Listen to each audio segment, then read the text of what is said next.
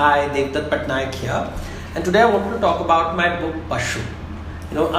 People often ask me that why do you write children's books? I was one day walking into a bookstore and I saw that the children were discussing Harry Potter animatedly and Lord of the Rings, and I was quite surprised that they knew all the characters in these stories. They were discussing all the plants and animals in the stories. They were talking about talking serpents, and they were talking about talking trees. They were talking about griffins and creatures which are part horse and part bird, and all kinds of fabulous creatures.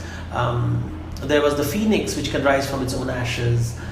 And I kept listening to them and I realized they were not referring to a single Indian character. They didn't know any of the animals in Hindu mythology, which are fabulous characters. And there is a whole world of these characters out there. There is the father of all living creatures, which is Kashyapa, and which is a form of a turtle.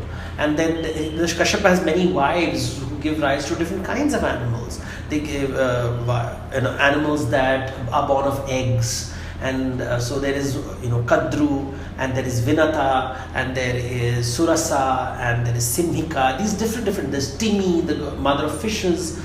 They didn't know about it, and I realized that nobody knows about them. How do you know about the various animals in mythology? Some of them talk, some of them sing, they have stories, and I decided to write the book on Pashu.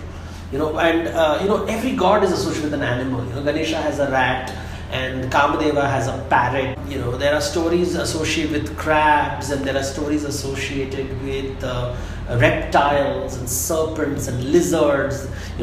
In some Lakshmi temples you'll find a lizard. With the Saraswati you'll find a crane or a heron. The word is Hansa, and people don't know whether it means a swan or a goose. Or you have Lakshmi with her owl, and you have Shiva with his bull. We don't know about them. Where do they exist? Where are the great battles which are fought between the Nagas and the Garudas? The Garudas who are in the sky, and the Nagas who are in the underworld. All these animals, these fabulous creatures, I decided to put them in one place. So this whole book, Pashu, is about animals from Hindu mythology, and very specific, and basically it's classified on various sections in this book. The book, the way I wrote it, is on the basis of their lineage. For example, how were the animals created? What is the birth of animals? Where do they come from? And we realize they come from the same source as humans, and therefore they are brothers and sisters, and we should treat them. Or different children. For example, Kadru's children, who crawl and creep.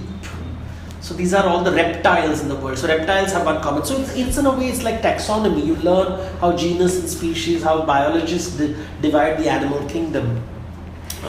There is Sarama over here, who is the children of mother with paws.